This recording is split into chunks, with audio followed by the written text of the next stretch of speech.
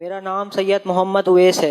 ماشاء اللہ، میری نیت ہے 3 دن کے مدنی قافلے میں سفر کروں گا اور مدنی مذاکرے کی پابندی کروں گا۔ انشاءاللہ الکریم۔ حضور کہاں سے کرم فرمایا؟ کراچی سے۔ اچھا، ماشاء اللہ، دل نہیں لگتا نماز دل میں، نہیں دل لگتا۔ لگانے کے لیے کوئی طریقہ بتا دیجیے۔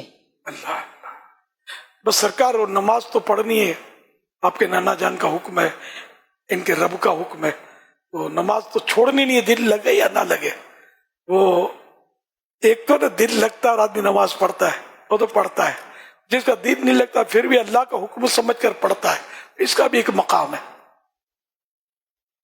اور غالباً بعض بزرگوں کا یہ قول بھی ملتا ہے کہ جس کا دل لگتا ہے مزہ آتا ہے، نماز پڑھے جا رہا ہے، جس کا دل نہیں لگتا بھاگو بھاگو لگی ہوئی ہے، لیکن مسجد میں اپنے پاؤں جما دیتا ہے، میں نہیں جاتا، میرا رب مجھے حکم دے رہا ہے کہ نماز پڑھ، بغیر دل لگے جو پڑھ رہا ہے اس کا بھی اپنا ایک مقام ہے۔ یہ بندوں کو رب سے جوڑنے والی باتیں ہیں کہ رب سے تعلق قائم رکھے، کسی طرح بھی پیچھے نہ ہٹے، تو دل بھی لگ جائے گا انشاءاللہ۔